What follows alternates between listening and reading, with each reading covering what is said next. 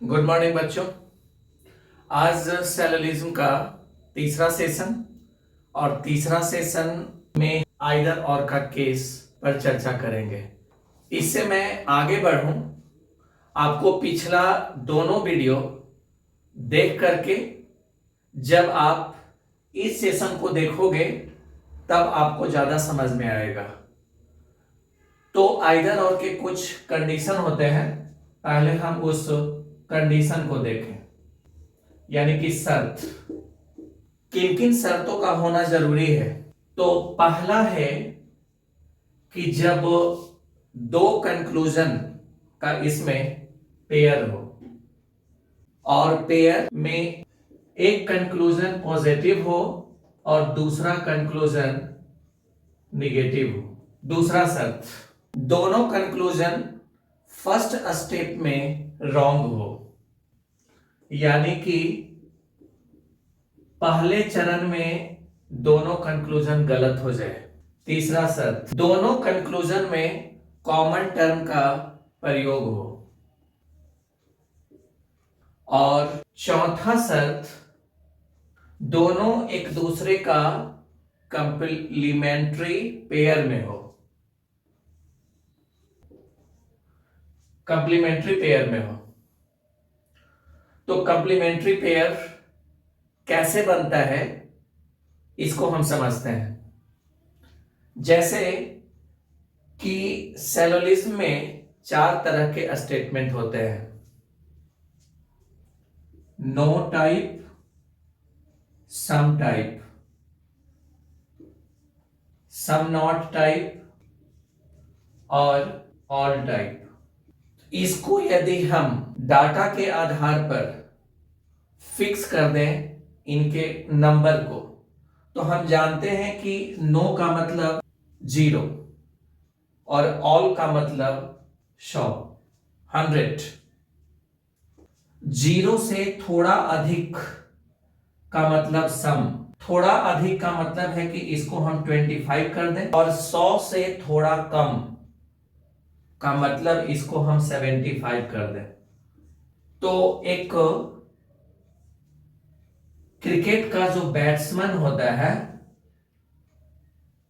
जब वो मैदान में उतरता है बैटिंग के लिए, तो ये 2 तरह की संभावनाओं पर वो काम करता है। सबसे पहले, या तो वो डक पर आउट होगा, नहीं तो वो कुछ रन बनाएगा। ये 2 संभावनाएं उसके सामने होती हैं। और जब वो कुछ रन बना चुका होता है तो फिर वह आगे अब उस आंकड़ा को, उस डाटा को अब बड़ा करता है। तो अब ये दोनों डाटा पर वो काम करेगा, या तो वो 25 पर आउट होगा, नहीं तो अगर वो खेलता रहा तो वो अब 75 के स्कोर को पूरा करेगा। तो 2 संभावना। उसके बाद जब वो 75 को अचीव कर लेता है तो फिर अब उसकी संभावना आगे बढ़ती है कि वो अब 100 को प्राप्त करेगा या 100 के पहले आउट होगा। तो ध्यान दीजिए, कंप्लीमेंट्री पेयर का ये पहला केस नो और सम का। दूसरा केस आपको बनेगा सम और सम नॉट का। और तीसरा केस आइदर और का होता है सम नॉट और ऑल का।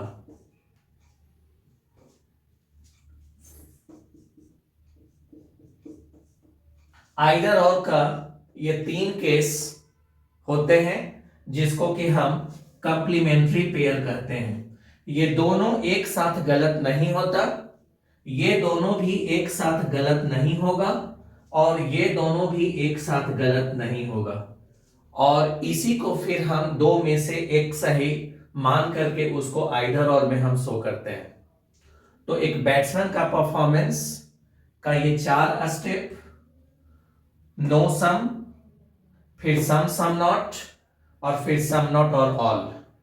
ये 3 केस होता है कंप्लीमेंट्री पेयर में, और जब ये चारों शर्त पूरा करता हो कोई कंक्लूजन, तभी आइदर और का वो केस बन पाता है। तो इसे हम अब एग्जाम्पल से समझते हैं। तो देखते हैं इस एग्जाम्पल को। तो यहां पर पहला statement all M R G और दूसरा ऑल जी आर पी, यानी कि दोनों स्टेटमेंट ऑल में है, और यहां पर कॉमन टर्म जी है जो एक बार ऑल का सब्जेक्ट बना हुआ है। इसका मतलब है कि दोनों स्टेटमेंट के बीच जो मीडिएटर है वो डिफिनिट सिचुएशन में है। तो अब हम देखते हैं कंक्लूजन को, कि कंक्लूजन में P का रिलेशन M से जोड़ा गया है। तो P का पोजीशन दूसरे स्टेटमेंट में और M का पोजीशन पहले स्टेटमेंट में है। तो P के बारे में हाफ जानकारी है और उसका रिलेशन M से जोड़ा गया, और यहां पर कंक्लूजन फुल जानकारी में है। हाफ का मतलब सम होता है, यानी कि P के बारे में कुछ जानकारी दिया हुआ है और कंक्लूजन ऑल में अगर निकला हो, यानी कि जितना जानकारी दिया हो उसका दुगना अगर निष्कर्ष में वो दिखाई दे, तो वो कंक्लूजन फर्स्ट स्टेप में रॉन्ग हो जाता है। फिर अब दूसरा को चेक करें। तो दूसरा में हम ये देख रहे हैं कि P और M के बीच में निगेटिव रिलेशन को यहां पर शो किया गया। तो हम अब ये जानते हैं कि जब दोनों स्टेटमेंट पॉजिटिव में हो तो positive plus positive equal to positive होता है, ना कि निगेटिव। यानी कि यहां पर स्टेटमेंट के अपोजिट में निष्कर्ष निकाला गया, तो ये भी निष्कर्ष गलत होगा।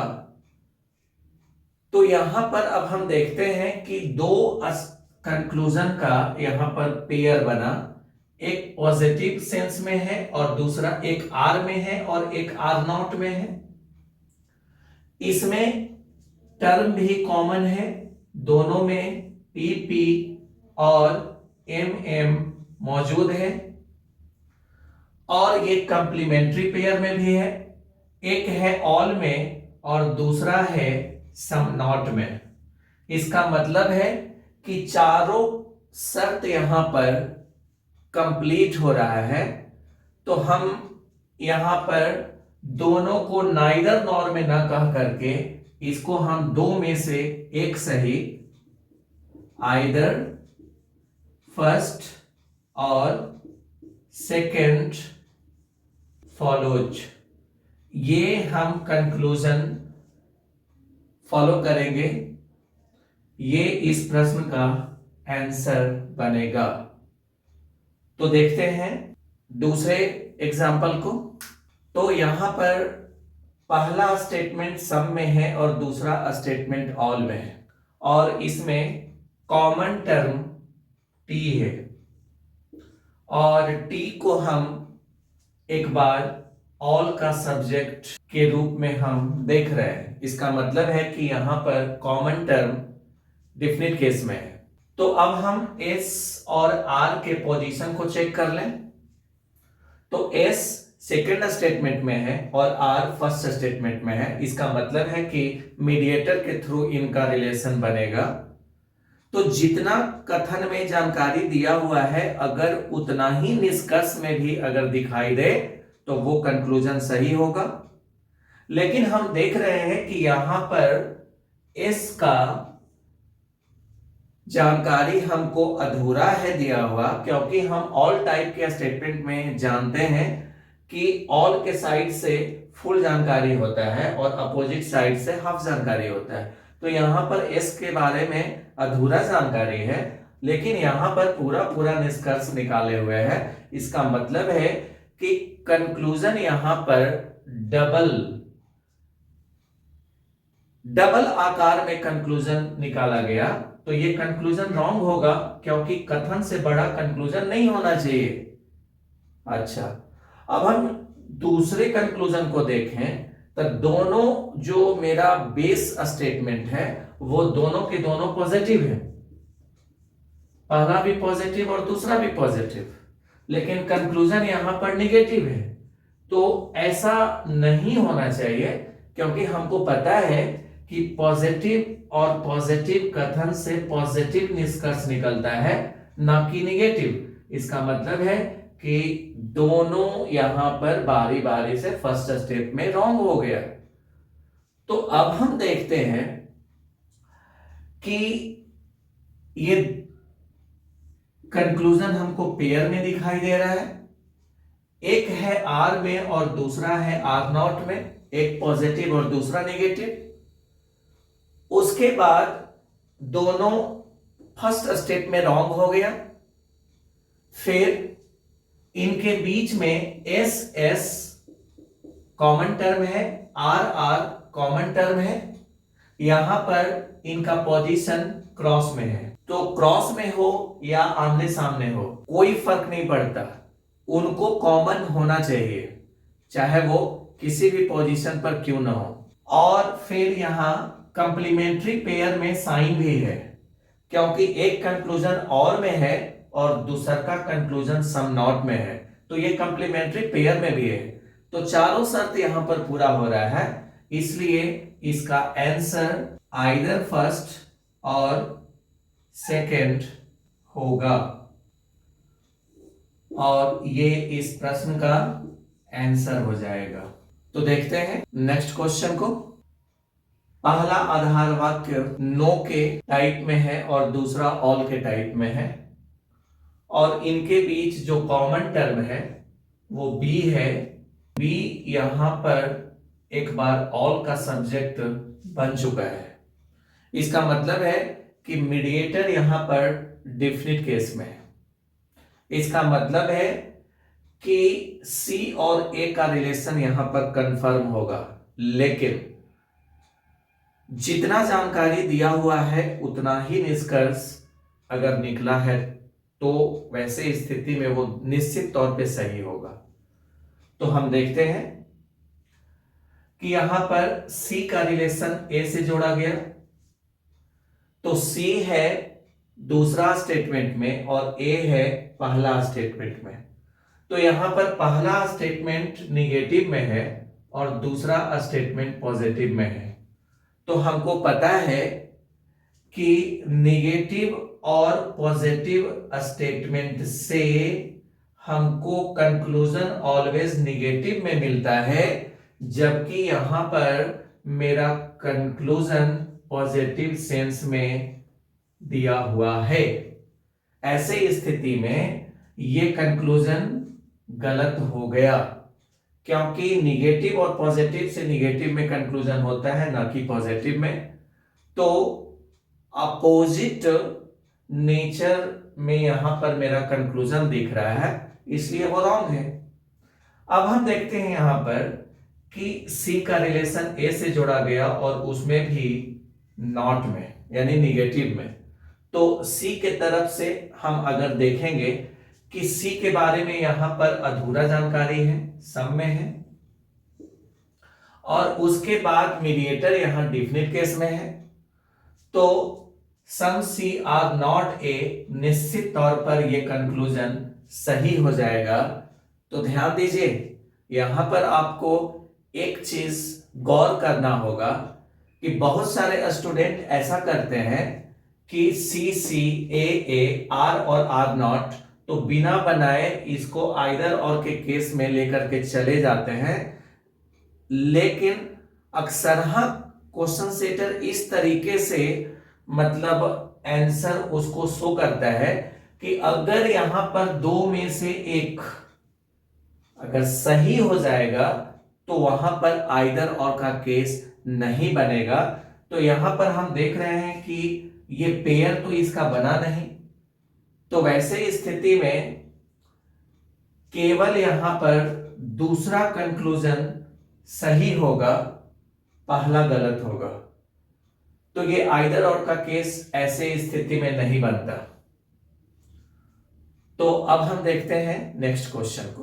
तो इसमें दोनों आधार वाक्य सम में दिख रहा है।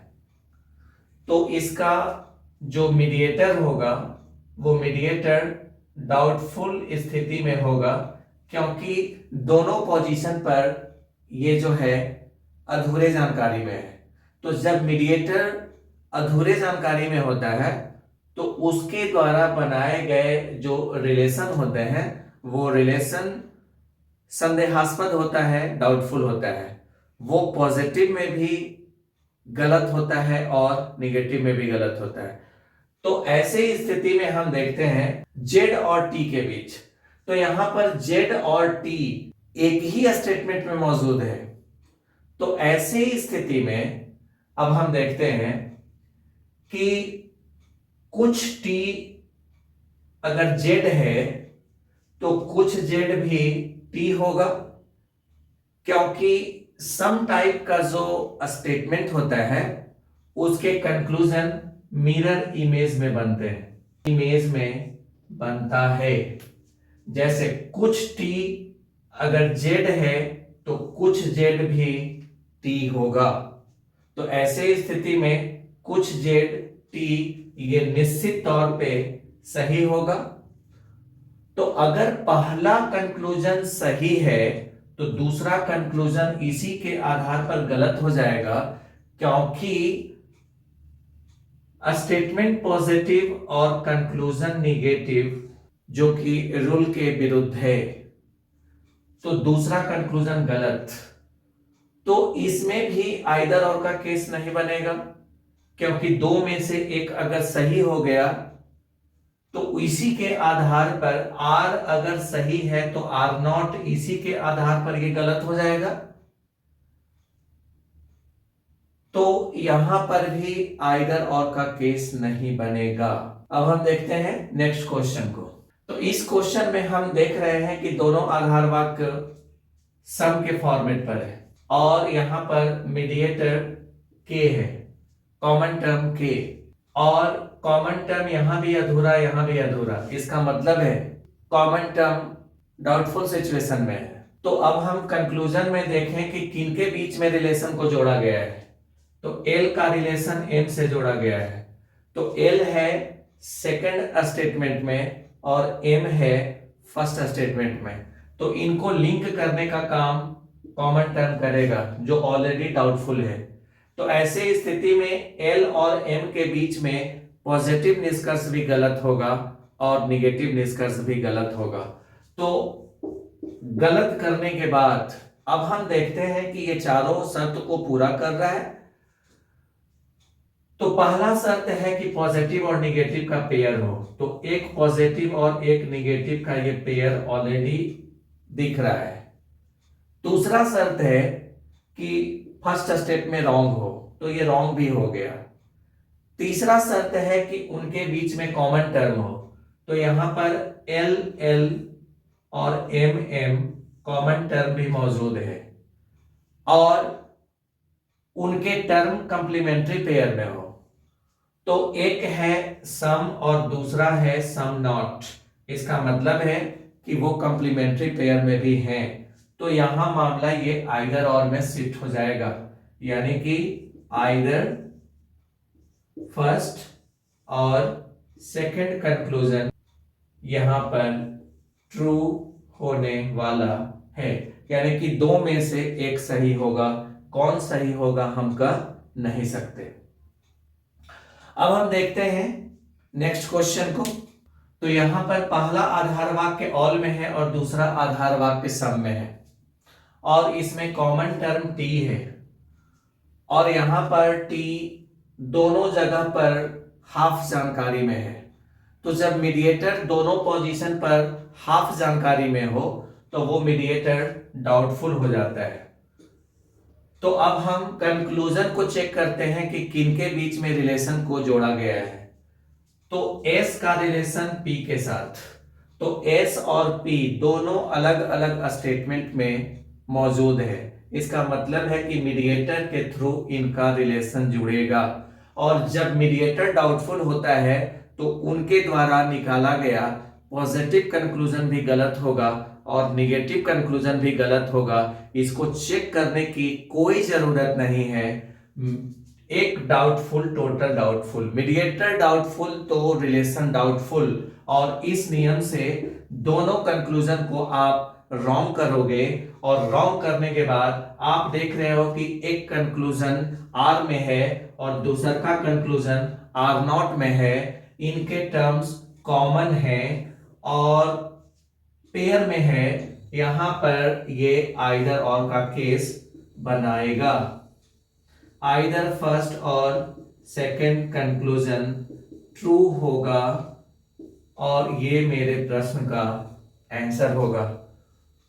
तो ये सेशन बेसिक क्वेश्चन का है। दो चार बातों को ध्यान में रखें तो बेसिक क्वेश्चन बहुत आसानी से डील हो जाता है। तो मिलते हैं अब नेक्स्ट सेशन में।